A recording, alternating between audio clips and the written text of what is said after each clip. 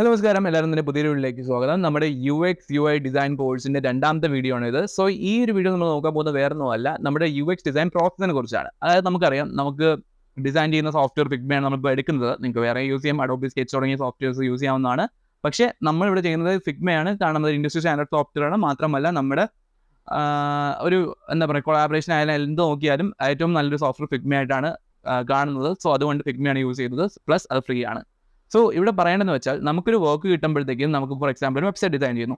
ആ website design ചെയ്യുമ്പോഴത്തേക്കും ആദ്യമേ ചെന്ന് കയറി നമ്മൾ വരയ്ക്കാൻ സ്റ്റാർട്ട് ചെയ്യരുത്. ഓക്കെ, സോ അതിനു മുമ്പ് നമ്മളൊരു പ്രോസസ്സ് ഉണ്ട്. ആ പ്രോസസ്സ് എന്ന് പറയുന്നത് UX ഡിസൈൻ പ്രോസസ്സാണ് നമ്മൾ ഫസ്റ്റ് ചെയ്യുന്നത്. സോ ഇത് ചെയ്യേണ്ട എന്താണ് ആവശ്യകത എന്ന് പറയുകയാണെങ്കിൽ, നമ്മളൊരു വെബ്സൈറ്റ് ഡിസൈൻ ചെയ്യുമ്പം, അല്ലെങ്കിൽ ആപ്പ് ഡിസൈൻ ചെയ്യുമ്പോഴത്തേക്കും, അല്ലെങ്കിൽ ഒരു പ്രോഡക്റ്റ് ഡിസൈൻ ചെയ്യുമ്പോഴത്തേക്കും, ഡിജിറ്റൽ പ്രോഡക്റ്റ് ഡിസൈൻ ചെയ്യുന്ന സമയത്ത് എപ്പോഴും യൂസർ സെൻറ്റേർഡ് ആയിട്ടാണ് ഡിസൈൻ ചെയ്യേണ്ടത്, അല്ലേ? സോ അല്ലെങ്കിൽ ഇപ്പം ഒരു UX ഡിസൈനറിൻ്റെ യൂസ് ചെയ്യുന്ന യൂസർ സെൻറ്റേർഡ് ആയിട്ട് യൂസേഴ്സിൻ്റെ എക്സ്പീരിയൻസ് ബെറ്റർ ആക്കാനും അറ്റ് ദ സെയിം ടൈം നമ്മുടെ ബിസിനസ് ഗോൾസ് എന്താണോ അത് മീറ്റ് ചെയ്യാനുമാണ് UX ഡിസൈനേഴ്സിനെ ഹയർ ചെയ്യുന്നത് തന്നെ, അല്ലേ? സോ ഈ ഒരു പ്രോസസ്സ് ചെയ്യുമ്പോഴത്തേക്കാണ്, ഇപ്പം നിങ്ങൾ എക്സാമ്പിൾ എടുക്കുകയാണെങ്കിൽ Swiggy, Zomato, Instagram, Facebook, WhatsApp, ഇതൊക്കെ എന്തുകൊണ്ടാണ് നമുക്ക് ഇത്ര എഫക്റ്റീവായിട്ട് യൂസ് ചെയ്യാൻ പറ്റുന്നത്? കാരണം നമുക്കിതൊരു UX ഡിസൈൻ പ്രോസസ്സൊക്കെ പോയിട്ടുണ്ട്. അതിൽ എന്തൊക്കെ പോരായ്മകൾ വന്നിട്ടുണ്ട്, ആ പോരായ്മകൾ റെക്ടിഫൈ ചെയ്തിട്ടുണ്ട്, റീഡിസൈൻ ചെയ്തിട്ടുണ്ട്. സോ ഇതൊരു കണ്ടിന്യൂസ് പ്രോസസ്സാണ്. Okay, so it's A repeat വരുന്ന ഒരു പ്രോസസ്സ് തന്നെയാണ്. സോ അതുകൊണ്ട് ഈ ഒരു പ്രോസസ്സ് വളരെ ഇമ്പോർട്ടൻ്റ് ആയിട്ട് നമ്മൾ പഠിക്കേണ്ട ഒരു ആവശ്യകത ഉണ്ട്. കാരണം സ്കിപ്പ് അടിച്ചിട്ട് ആദ്യം ചെന്ന് നമുക്ക് വരയ്ക്കാൻ പറ്റത്തില്ല. ഈ പ്രോസസ്സിലൂടെ പോയാൽ നമ്മൾ ഉദ്ദേശിക്കുന്ന ഒരു ഔട്ട്പുട്ട് എന്താണോ അത് നമുക്ക് ലഭിക്കത്തുള്ളൂ. സോ നമുക്ക് നോക്കാം എന്താണ് ആ പ്രോസസ്സ് എന്ന്. ഫസ്റ്റ് വൺ എംഫസൈസ് എന്നാണ് നമ്മൾ പറയുന്നത്. പിന്നെ ഡിഫൈൻ ചെയ്യണം, പിന്നെ ഐഡിയേറ്റ്, പിന്നെ design, then comes last testing.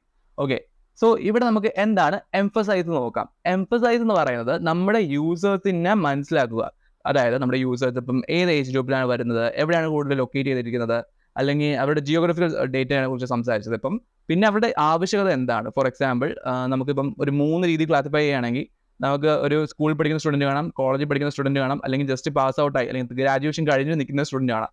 So നമ്മളിപ്പോൾ ചെയ്യുന്നത് ഒരു ഡിസൈൻ വെബ്സൈറ്റ് ആണല്ലോ, ഒരു ഡിസൈൻ സ്കൂൾ അല്ലെങ്കിൽ ഡിസൈൻ കോളേജ് വെബ്സൈറ്റ് നമ്മൾ ചെയ്യാൻ ഉദ്ദേശിക്കുന്നത് online college design, online design പഠിക്കുന്ന ഒരു വെബ്സൈറ്റ്. നമുക്കറിയാം, നമ്മുടെ കോഴ്സറ അല്ലെങ്കിൽ നമ്മുടെ യൂഡെമി, ഇതൊക്കെ കുറേ കോഴ്സുകളുണ്ട്. നമ്മളൊരു പ്രോപ്പർ ഡിസൈൻ കോഴ്സ് ചെയ്യാൻ വേണ്ടിയുള്ള ഒരു വെബ്സൈറ്റാണ് നമ്മൾ ഡിസൈൻ ചെയ്യാൻ ഉദ്ദേശിക്കുന്നത്.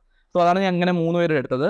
സ്കൂളിൽ പോകുന്നത്, കോളേജിൽ പോകുന്നത്, ഗ്രാജുവേഷൻ കഴിഞ്ഞ് നിൽക്കുന്ന ആൾക്കാർ, അല്ലെങ്കിൽ സ്കില്ല് ജസ്റ്റിങ്ങിൻ്റെ അല്ലെങ്കിൽ വർക്കിംഗ് ആണ്, ജസ്റ്റ് സ്കില്ല് വേറെ ഒന്ന് അപ്ഗ്രേഡ് ചെയ്യണം, ഡിസൈൻ സ്കിൽസിലോട്ട് വരണം എന്ന ആഗ്രഹമുള്ള ആൾക്കാരാണ്. സോ ഇവരുടെയൊക്കെ ആവശ്യങ്ങൾ നമ്മൾ മനസ്സിലാക്കുകയാണെങ്കിൽ നമ്മൾ ആദ്യം ഇവരെക്കുറിച്ച് മനസ്സിലാക്കേണ്ട ആവശ്യമുണ്ട്. അവരുടെ ആവശ്യങ്ങൾ എന്താണ്, എന്താണ് അവർക്ക് ഏറ്റവും കൂടുതൽ വേണ്ടത് എന്ന് നമ്മൾ മനസ്സിലാക്കേണ്ട ആവശ്യകതയുണ്ട്. പിന്നെ ഇതിന് വേണ്ടി നമ്മൾ എന്ത് ചെയ്യും? യൂസർ റിസർച്ച് ചെയ്യും. യൂസർ റിസർച്ചിൻ്റെ അകത്ത് ഇൻ്റർവ്യൂസ് കണ്ടക്ട് ചെയ്യാം, സർവേസ് കണ്ടക്ട് ചെയ്യാം, അല്ലെങ്കിൽ യൂസറിനെ ഒബ്സർവ് ചെയ്യാൻ പറ്റും. സോ എന്താണ് ഇത് ഉദ്ദേശിക്കുന്നത് വെച്ചാൽ, ഇൻ്റർവ്യൂസ് കണ്ടക്ട് ചെയ്യുമ്പോൾ ഒബ്വിയസ്ലി നമുക്കറിയാം ഒരു 1-on-1 കോൺവെർസേഷൻ ആണ്. അതിനകത്ത് യൂസേഴ്സിന് അവർക്ക് ക്വസ്റ്റ്യൻസ് ചോദിക്കും, അതിന് ഉത്തരം അവർ തരുന്നതായിരിക്കും. സോ ഈ ക്വസ്റ്റ്യൻസ് ചോദിക്കുമ്പോഴത്തേക്കും കുറച്ച് ഘടകമുണ്ട്. അതായത് അവർക്ക് നമ്മൾ ഒരു ക്വസ്റ്റ്യൻ ഇട്ട് കൊടുത്തിട്ട് നമ്മൾ ഉദ്ദേശിക്കുന്ന ആൻസർ അല്ല അവർ തരേണ്ടത്. അതായത് നമുക്ക് ഓൾറെഡി നമ്മുടെ മനസ്സിൽ കാണാൻ പാടില്ല അവർക്ക് ഇതാണ് വേണ്ടതെന്ന്. അതായത് ഈ ഉത്തരമാണ് നമ്മൾ അവരിൽ നിന്ന് പ്രതീക്ഷിക്കുന്നത് എന്ന ഒരു ഹിന്റ് കൊടുക്കാൻ പാടില്ല. ഓക്കെ, അതിന് പകരം നമ്മൾ യൂസറിന്റെ ആവശ്യം എന്താണ് എന്ന് നമുക്ക് പ്രോപ്പറായിട്ട് മനസ്സിലാക്കാൻ വേണ്ടി ക്വസ്റ്റ്യൻസ് സെറ്റ് ചെയ്യണം. അത് വേറൊരു ടോപ്പിക്കാണ്. അതായത് അടുത്ത ടോപ്പിക് അതിലോട്ടാണ് പോകുന്നത് അടുത്ത വീഡിയോയിൽ. ഇപ്പം നമുക്ക് ജസ്റ്റ് ഇതിനെക്കുറിച്ച് സംസാരിക്കാം, അല്ലെങ്കിൽ വീഡിയോയുടെ കാര്യങ്ങൾ മാറി പറയും. ഓക്കെ, സോ ഇൻ്റർവ്യൂസ് കണ്ടക്ട് ചെയ്യണം, പിന്നെ സർവേസ് കണ്ടക്ട് ചെയ്യണം. സർവേസും നമുക്ക് ഗൂഗിൾ ഫോംസ് യൂസ് ചെയ്യാം, അല്ലെങ്കിൽ സർവേസ് മനസ്സിലാക്കാൻ വേണ്ടി വേറൊരു കുറേയധികം ടൂൾസ് ഉണ്ട്. ഞാൻ പേഴ്സണലി ഗൂഗിൾ ഫോംസ് ആണ് യൂസ് ചെയ്യുന്നത്. കാരണം തന്നെ അനലിറ്റിക്കൽ ഡേറ്റ എടുക്കാൻ എനിക്ക് എളുപ്പമായതുകൊണ്ട് ഞാൻ ഉപയോഗിക്കാം. നിങ്ങളുടെ ഇഷ്ടത്തിന് നിങ്ങൾക്ക് ഉപയോഗിക്കാവുന്നതാണ്. സോ ഈ കോഴ്സിൽ ഞാൻ ഗൂഗിൾ ഫോംസ് ആയിരിക്കും യൂസ് ചെയ്യാൻ പോകുന്നത്. അതാണ് നമ്മുടെ യൂസർ റിസർച്ചിൻ്റെ ഭാഗം എന്ന് പറയുന്നത്. നമ്മളൊരു ക്വസ്റ്റ്യൻസ് യൂസേഴ്സിന് ചോദിക്കും, ആ യൂസേഴ്സ് അതിനനുസരിച്ച് നമുക്ക് ഉത്തരങ്ങൾ തരും, അവരുടെ ആവശ്യങ്ങളനുസരിച്ച്. സോ അവരെന്താണ് ഉദ്ദേശിക്കുന്നത് നമുക്കൊരു ഐഡിയ കിട്ടുന്നതായിരിക്കും. എന്നിട്ട് നമ്മളൊരു യൂസർ പേഴ്സോണ ക്രിയേറ്റ് ചെയ്യും. യൂസർ പേഴ്സോണ എന്ന് പറഞ്ഞാൽ എന്താണ്? ഇപ്പോൾ ഞാൻ 100 ആൾക്കാരെ ഇൻ്റർവ്യൂ എടുത്തു, ഓക്കെ, അല്ലെങ്കിൽ സർവേ കണ്ടക്ട് ചെയ്തു. ഇപ്പം നമുക്ക് ഇതിന് 3 ക്ലാസിഫൈ ചെയ്യാം. സ്കൂളിൽ പഠിക്കുന്ന പിള്ളേർ, കോളേജിൽ പഠിക്കുന്ന സ്റ്റുഡൻസ്, പിന്നെ നമ്മുടെ വർക്കിംഗ് പ്രൊഫഷണൽ അല്ലെങ്കിൽ ഗ്രാജുവേഷൻ കഴിഞ്ഞ് നിൽക്കുന്ന ആളുകൾ. സോ ഇവർക്ക് നമുക്ക് 4 പേഴ്സോണ ആയിട്ട് കൊടുക്കാൻ പറ്റും. ഈ പേഴ്സോണ എന്ന് പറയുന്ന ഒരു സെമി ഫിക്ഷണൽ ക്യാരക്ടറാണ്. ഇപ്പോൾ 100 ആൾക്കാരെ ഇൻ്റർവ്യൂ എടുത്തിട്ട് 100 ആൾക്കാരെയും പിടിച്ച് എനിക്ക് ഒരിക്കലും പേഴ്സോണ വെക്കേണ്ട ആവശ്യകതയില്ല, അതിൻ്റെ ആവശ്യമില്ല. ഇതിൻ്റെ അകത്ത് കോമൺ ആയിട്ട് വരുന്ന കുറേ കാര്യങ്ങൾ കാണും. സോ ആ കാര്യങ്ങൾ വെച്ചിട്ട് നമ്മളൊരു സെമി ഫിക്ഷണൽ ക്യാരക്ടർ ഉണ്ടാക്കുകയാണ്. സെമി ഫിക്ഷണൽ എന്ന് പറയുമ്പോഴത്തേക്കും നമ്മൾ തന്നെ ഒരു ക്യാരക്ടറിന് പേര് കൊടുക്കുന്നു. ആ ക്യാരക്ടറിന് പേര് കൊടുത്തിട്ട് നമ്മുടെ 100 ആൾക്കാരിൽ നിന്നും ഇത്ര ശതമാനം ആൾക്കാർ ഇന്ന പേഴ്സണാലിറ്റി, ഇന്ന ആവശ്യകത, അല്ലെങ്കിൽ ഇന്ന സ്കൂളിൽ പഠിക്കുന്നു, ഇന്ന ഏജ് ഗ്രൂപ്പിലുള്ള ആൾക്കാരാണ്. സോ ഇവർക്ക് വേണ്ടത് എന്താണ്? ഇവരുടെ ആവശ്യങ്ങൾ നമ്മൾ ഒരു യൂസർ പേഴ്സോണായിട്ട്, ഒരു യൂസർ പ്രൊഫൈലായിട്ട് നമ്മൾ കൊടുക്കും. ഒരു സെമി ഫിക്ഷണൽ പേരും ഫോട്ടോയും കൊടുത്തിട്ട് നമ്മൾ കൊടുക്കാൻ പറ്റും. എന്നിട്ട് ഒരു പ്രോബ്ലം സ്റ്റേറ്റ്മെന്റ് എന്താണ്, അവരുടെ ആവശ്യം എന്താണ് വേണ്ടത് എന്ന രീതിയിൽ നമ്മൾ കാണിക്കുന്നതായിരിക്കും. അതേപോലെ നമ്മുടെ കോളേജിലും ഗ്രാജുവേഷൻ ചെയ്ത് നിൽക്കുന്ന ഒരു ആളുകൾ, കുറേ അധികം ആളുകളിൽ എടുത്തിട്ട് നമ്മൾ ഒരു സെമി ഫിക്ഷണൽ ക്യാരക്ടർ ക്രിയേറ്റ് ചെയ്യും. എന്നിട്ട് അവരുടെ ഡേറ്റ അവിടെ കൊടുക്കുന്നതായിരിക്കും. ഓക്കെ, സോ അതാണ് നമ്മുടെ യൂസർ പേഴ്സോണ എന്ന് പറയുന്നത്. സോ അതെന്ന് വെച്ചാൽ നമുക്കൊരു ഐഡിയ കിട്ടും എന്താണ് നമ്മുടെ യൂസേഴ്സിന്, ഇന്ന പ്രായത്തിലുള്ള ആളുകൾക്ക് എന്താണ് അവർക്ക് വേണ്ടത്, so what they expect from the website, അല്ലെങ്കിൽ what outcome do they want എന്ന് മനസ്സിലാക്കാൻ വേണ്ടിയാണ് നമ്മളത് ചെയ്യുന്നത്, പ്രോബ്ലം സ്റ്റേറ്റ്മെന്റ് ഡിഫൈൻ ചെയ്യാൻ കൂടെ. സോ അതാണ് യൂസർ പേഴ്സോണ എന്ന് പറയുന്നത്. സോ അടുത്തേന്ന് പറയുന്നത് ഡിഫൈൻ എന്ന് വെച്ചാൽ നമ്മൾ ക്ലിയർലി ഡിഫൈൻ ചെയ്യണം നമ്മൾ എന്താണ് അവിടെ സോൾവ് ചെയ്യാൻ ഉദ്ദേശിക്കണമെന്ന്.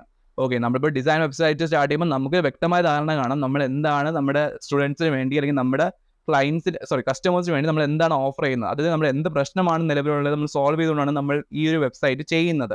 അതിനെക്കുറിച്ച് വ്യക്തമായിട്ടൊരു ഐഡിയ നമുക്ക് വേണം. എന്നിട്ട് വേണം നമ്മുടെ പ്രൊജക്ട് ഗോൾസും ഒബ്ജക്റ്റീവ്സും സെറ്റ് ചെയ്യാൻ വേണ്ടി. അങ്ങനെ സെറ്റ് ചെയ്യുമ്പോഴത്തേക്കും നമ്മുടെ പ്രയോറിറ്റീസ് നമുക്ക് മനസ്സിലാവും, നമ്മൾ എന്താണ് ചെയ്യാൻ പോകുന്നത് നമുക്ക് നല്ലൊരു ഐഡിയ കിട്ടും. നമ്മൾ ഒബ്വിയസ്ലി ചെയ്യുമ്പോഴത്തേക്കും നമ്മുടെ യൂസറിന്റെ ഗോൾസും റിക്വയർമെന്റ്സും നമുക്ക് മനസ്സിലാക്കാൻ ഐഡന്റിഫൈ ചെയ്യാൻ പറ്റുന്നതായിരിക്കും.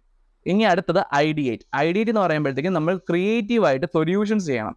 അതായത് നമ്മളിപ്പോൾ എക്സിസ്റ്റിംഗ് ആയിട്ടുള്ള കുറേ വെബ്സൈറ്റ്സ് കാണും. ആ വെബ്സൈറ്റ് നമ്മൾ നോക്കുമ്പോഴത്തേക്കും നമുക്ക് നമ്മുടെ യൂസേഴ്സിൻ്റെ അടുത്ത് നോക്കുമ്പോൾ അവർക്ക് എന്തെങ്കിലും എക്സിസ്റ്റിംഗ് പ്രോബ്ലംസ് ഉണ്ടോ എന്ന് നോക്കാം. അതായത് കോമ്പറ്റീറ്റീവ് അനാലിസിസ് ആണ് ചെയ്യുന്നത് നമ്മൾ ആക്ച്വലി. സോ അത് ബേസ്ഡ് ആയിട്ട് നമ്മൾ മനസ്സിലാക്കിയിട്ട് നമ്മുടെ യൂസേഴ്സിൻ്റെ ആവശ്യം എന്താണ്, നമ്മുടെ കോമ്പറ്റീറ്റേഴ്സ് എന്തൊക്കെ ചെയ്തിട്ടുണ്ട്, അവിടെ എന്തൊക്കെ മിസ്റ്റേക്ക് വന്നിട്ടുണ്ട്, അല്ലെങ്കിൽ അവരുടെ ഒരു ഡിസൈൻ പ്രോബ്ലം ഇവിടെ വരുന്നുണ്ടെന്ന് നോക്കിയിട്ട് ഇതൊക്കെ നമ്മൾ കണ്ടതിന് ശേഷം നമ്മളൊരു ഡിസൈൻ സൊല്യൂഷൻ കൊടുക്കും. ആ സൊല്യൂഷൻ എന്ന് വെച്ചാൽ ഇതിനൊരു ഈ ഒരു പ്രശ്നം സോൾവ് ചെയ്തിട്ടുള്ള ഒരു സൊല്യൂഷൻ ആയിരിക്കണം. സോ അതനുസരിച്ച് ക്രിയേറ്റീവായിട്ട് നമ്മൾ ഐഡിയ ചെയ്യേണ്ട ആവശ്യമുണ്ട്.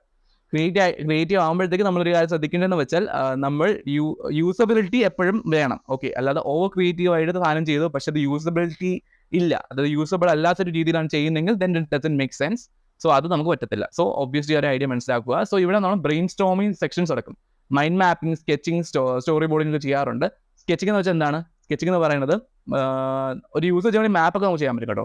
യൂസർ ജേർണി മാപ്പും ഇൻഫർമേഷൻ ആർക്കിടെക്ചർ തുടങ്ങിയ കുറച്ച് കാര്യങ്ങളുണ്ട്. സോ അതൊക്കെ നമ്മൾ ചെയ്യുന്നതായിരിക്കും. ഞാൻ ഇതിനു മുമ്പ് ഇൻഫർമേഷൻ ആർക്കിടെക്ചർ പറഞ്ഞിട്ടുണ്ട്, യൂസർ ഫ്ലോസ് നമ്മൾ ചെയ്യുന്നുണ്ടായിരിക്കും. സോ ഇത് നമ്മൾ ചെയ്ത് വരുമ്പോഴത്തേക്കും നമുക്ക് കാണും കോംപ്ലക്സ് ആക്കുന്നില്ല, പ്രോസസ്സ് മാത്രം പറഞ്ഞോ. ഓക്കെ, സ്കെച്ചിങ്ങിൻ്റെ പാർട്ട് നമ്മൾ ചെയ്യുന്നതായിരിക്കും. പിന്നെ നമ്മൾ ഡിഫറെൻ്റ് ആയിട്ടുള്ള എന്തൊക്കെ പോസിബിലിറ്റീസ് ഉണ്ട് നമുക്ക് ഈ ഒരു വെബ്സൈറ്റിൽ കൊണ്ടുവരാൻ പറ്റും എന്ന് നോക്കുന്നതായിരിക്കും. ഡിസൈൻ്റെ ഭാഗം എത്തുമ്പോഴത്തേക്കും എന്താണ് നമ്മുടെ ഡിസൈൻസ് എന്ന് പറയുമ്പോഴത്തേക്കും ഫസ്റ്റ് തിങ് നമുക്ക് 3 തരം ഫിഡിലിറ്റി ഉണ്ട്. So low fidelity, medium fidelity and then comes high fidelity version. So low fidelity എന്ന് പറയുമ്പോഴത്തേക്കും ഭയങ്കര ഡീറ്റെയിൽഡ് ആയിട്ടൊന്നും കാണത്തില്ല, ജസ്റ്റ് ചെറിയൊരു ഔട്ട്ലൈൻ പോലെ കാണത്തുള്ളൂ. ഔട്ട്ലൈൻ എന്ന് വെച്ചാൽ ജസ്റ്റ് ബേസിക് സാധനം, കളേഴ്സ് ഒന്നും ഉപയോഗിക്കത്തില്ല, ടെക്സ്റ്റ് ഒന്നുമേ ഉപയോഗിക്കത്തില്ല, ജസ്റ്റ് ബേസിക് ഔട്ട്ലൈൻ ഇങ്ങനെ ആയിരിക്കണം അതിൻ്റെ ഒരു സ്കെച്ച് ഇരിക്കേണ്ട എന്നൊരു ജസ്റ്റ് ബേസിക് അണ്ടർസ്റ്റാൻഡിങ്ങിന് മാത്രം.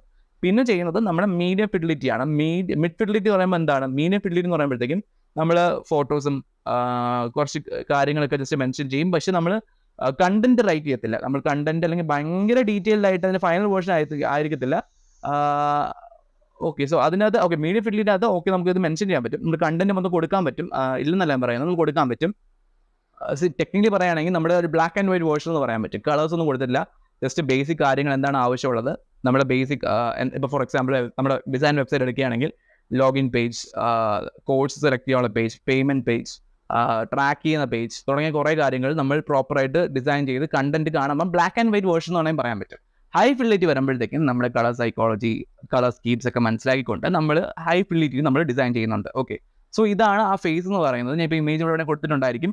സോ അവിടെ നിങ്ങൾക്ക് ഇപ്പോൾ കാണാൻ പറ്റും എന്താണ് ഉദ്ദേശിക്കുന്നത്. പിന്നെ then comes the refining part. Okay, refining part വരുമ്പോഴത്തേക്കും നമ്മൾ ഒരു ഇനീഷ്യൽ സ്റ്റേജിൽ തന്നെ നമ്മുടെ ക്ലയൻസിൻ്റെ അടുത്ത്, നമ്മുടെ ക്ലയൻറ്റ് ഫോർ എക്സാമ്പിൾ നമ്മൾ ഡിസൈൻ വെബ്സൈറ്റ് ചെയ്യുന്നു, അപ്പോൾ ആ ഡിസൈൻ വെബ്സൈറ്റ് തന്നേക്കുന്ന നമ്മുടെ ക്ലയൻറ്റിൻ്റെ അടുത്ത് ഇതാണ് നിങ്ങൾ ഉദ്ദേശിക്കണമെന്ന് നോക്കാൻ പറയും. അവരുടെ പെർസ്പെക്റ്റീവ് നമ്മൾ നോക്കും. പിന്നെ നമ്മുടെ പൊട്ടൻഷ്യൽ യൂസേഴ്സ് ഉണ്ട്, ആ യൂസേഴ്സിനെ ചെന്ന് കണ്ടിട്ട് ഇതാണ് നമ്മൾ ചെയ്തിട്ടുള്ള സംഭവം, ഇതിനകത്ത് നിങ്ങൾക്ക് എന്തെങ്കിലും യൂസ് ചെയ്യാൻ പറയും, എന്തെങ്കിലും മാറ്റങ്ങൾ വേണമെന്നല്ല നമ്മൾ യൂസ് ചെയ്യാൻ പറയും, നമ്മൾ അവരെ ഒബ്സർവ് ചെയ്യും. അപ്പോൾ അവർക്ക് പോരായ്മകൾ, അല്ലെങ്കിൽ അവരെവിടെയെങ്കിലും വന്ന് സ്റ്റക്കായി പോകുന്നുണ്ട്, അല്ലെങ്കിൽ അവർക്ക് ഇത് എന്തിനാണെന്ന് മനസ്സിലാവുന്നില്ല, അല്ലെങ്കിൽ എന്തെങ്കിലും ഒരു ഓപ്ഷൻ കണ്ടെത്താൻ ഭയങ്കര പാടാവുന്നു എന്നൊരു സ്റ്റേജ് എത്തുകയാണെങ്കിൽ നമ്മൾ നോട്ട് ചെയ്തിട്ട് നമ്മളതൊരു ഫീഡ്ബാക്ക് ആയിട്ട് നമ്മൾ എടുക്കും.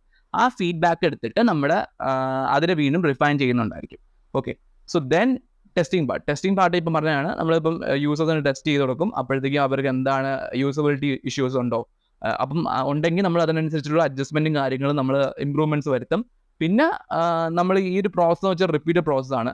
അതായത് ഐട്രേഷൻ എന്ന് പറയുമ്പോഴത്തേക്ക് ഫസ്റ്റ് ഐട്രേഷൻ എന്താണ് ആക്ച്വലി? ഐട്രേഷൻ എന്ന് പറയുമ്പോഴത്തേക്ക് നമ്മളൊരു ഡിസൈൻ ഫസ്റ്റ് ചെയ്തിട്ടുണ്ട്, ആ ഡിസൈൻ കംപ്ലീറ്റ് ചെയ്ത് നമ്മൾ ടെസ്റ്റിങ്ങിന് വേണ്ടി ആൾക്കാരായിട്ട് നമ്മൾ ഇൻട്രാക്ട് ചെയ്യുമ്പോഴത്തേക്ക് അവരെ കുറച്ച് അഭിപ്രായങ്ങളും അവരുടെ ഫീഡ്ബാക്ക് നമുക്ക് തരും. ആ ഫീഡ്ബാക്ക് ബേസ്ഡ് ആയിട്ട് നമ്മൾ വീണ്ടും ഒരു വേർഷൻ ഉണ്ടാക്കും ആ സെയിം വെബ്സൈറ്റിൻ്റെ അല്ലെങ്കിൽ ഡിജിറ്റൽ പ്രോഡക്റ്റിൻ്റെ. അപ്പം അത് കുറച്ചും കൂടെ ഇംപ്രൂവ്ഡ് വേർഷൻ ആയിരിക്കും. സോ അത് നമ്മുടെ ഐട്രേഷൻ നമ്പർ 2 ആയിരിക്കും, അല്ലെങ്കിൽ സെക്കൻഡ് ഐട്രേറ്റഡ് ഡിസൈൻ ആയിരിക്കും അത്. സോ അതാണ് ഐട്രേഷൻ എന്ന വാക്കിൻ്റെ അർത്ഥം. പിന്നെ ഇത്രയും കഴിഞ്ഞു കഴിഞ്ഞാൽ നമ്മൾ എന്ത് ചെയ്യും, നമ്മളുടെ ഡെവലപ്മെൻറ്റിന് വിടും. അതായത് നമ്മളല്ല ചെയ്യുന്നത്, ഡെവലപ്പേഴ്സ് ഓൾറെഡി കമ്പനീസിൽ കാണും. സോ അവർ ചെയ്യുന്നത് അവരിത് കോഡ് ചെയ്തിട്ട് ഇതിന് വെബ്സൈറ്റിന് എല്ലാവർക്കും ആക്സസിബിൾ ആയിട്ടുള്ള രീതിയിൽ ലൈവ് ആക്കുന്നതായിരിക്കും.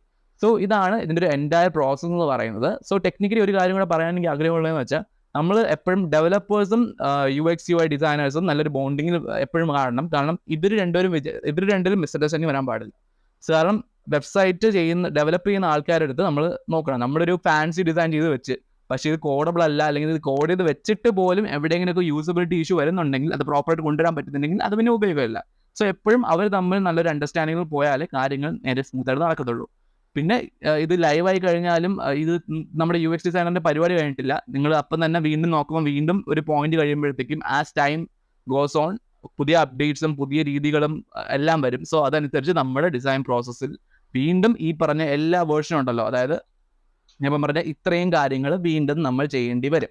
ഓക്കെ, അതിന് ഏറ്റവും ഉത്തമ ഉദാഹരണം പറയണമെങ്കിൽ ഞാൻ സൊമാറ്റോയുടെ കേസ് പറയും. സൊമാറ്റോ, സ്വിഗ്ഗി വേണമെങ്കിൽ പറയാൻ പറ്റും. ഇപ്പോൾ സൊമാറ്റോ എടുക്കുന്ന കാരണം എന്ന് വെച്ചാൽ, യൂസേഴ്സിന് ഇപ്പം ഞാൻ റീസെൻ്റ്ലി ഒരു പോസ്റ്റ് കണ്ടായിരുന്നു. പോസ്റ്റിൽ പറഞ്ഞതെന്ന് വെച്ചാൽ, ഇപ്പം പൊതുവായിട്ട് ഓഫീസ് IT ഫീൽഡ് വർക്ക് ചെയ്യുന്ന ആളുകൾക്ക് ഇപ്പോൾ പിക്കപ്പ് ചെയ്യുന്ന സമയത്ത് ചിലപ്പോൾ ഒരു ക്ലയൻറ്റ് മീറ്റിങ്ങിലാണെങ്കിൽ ഡെലിവറി ബോയ്ക്ക് ഒരു പർട്ടിക്കുലർ സ്പേസ് സൊമാറ്റോയുടെ ഒരു സംഭവം കൊടുത്തിട്ടുണ്ട്. അവരെന്താ പേരെന്ന് വിളിക്കുന്നുണ്ട്. അതിനകത്ത് അവർക്ക് അവിടെ കൊണ്ട് ഫുഡ് വെച്ചാൽ മതി. കറക്റ്റ് സമയമാകുമ്പോഴത്തേക്കും നമുക്ക് അവിടുത്തെ IT വർക്ക് ചെയ്യുന്ന പ്രൊഫഷണൽസിന് അവരുടെ ആ പേഴ്സൺ ഇപ്പം അവരുടെ മീറ്റിംഗ് കഴിഞ്ഞു അവർ ഇറങ്ങി വരുമ്പോഴത്തേക്കും അവർക്ക് പോയി പിക്ക് ചെയ്യാൻ പറ്റുന്നതായിരിക്കും. അപ്പം ഡെലിവറി ബോയ്ക്ക് ടൈം വേസ്റ്റ് ചെയ്യേണ്ട ആവശ്യമില്ല, വെയിറ്റ് ചെയ്യേണ്ട ആവശ്യം വരുന്നില്ല.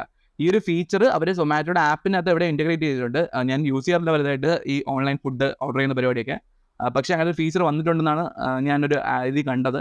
ബട്ട് ഐ ഹോപ്പ് അത് നല്ലൊരു ഫീച്ചറാണ്. സോ അവിടെ യൂസേഴ്സിൻ്റെ ഒരു പ്രോബ്ലം മനസ്സിലാക്കി, അതായത് അവിടെ വർക്ക് ചെയ്യുന്ന ആൾക്കാർക്ക് ഇങ്ങനത്തെ ഒരു ഇഷ്യൂ ഉണ്ട്, അപ്പോൾ ഇങ്ങനെ ഒരു കളക്ട് ചെയ്യാൻ വേണ്ടി ഒരു ഏരിയ ഉണ്ടെങ്കിൽ അവർക്ക് വന്ന് ഇപ്പം വെയിറ്റ് ചെയ്യേണ്ട ആവശ്യമില്ല. ഇൻ കേസ് എന്തെങ്കിലും മീറ്റിംഗ് ഉണ്ടെങ്കിൽ കൊണ്ട് കൊടുത്താൽ മതി, അവർക്കൊന്ന് കളക്ട് ചെയ്യാൻ പറ്റുന്ന ഒരു സംവിധാനം വന്നിട്ടുണ്ടെന്ന് കേട്ടിട്ടുണ്ടായിരുന്നു. So it's a good example of that. So ഈ ഒരു ഐട്രേഷൻ പ്രോസസ്സ് ഇങ്ങനെ നടന്നുകൊണ്ടിരിക്കും. ഓരോ പ്രശ്നങ്ങൾ വരും, പുതിയ പ്രശ്നങ്ങൾ വരും, നമ്മളതിനെ സോൾവ് ചെയ്ത് കൊണ്ടുപോകും.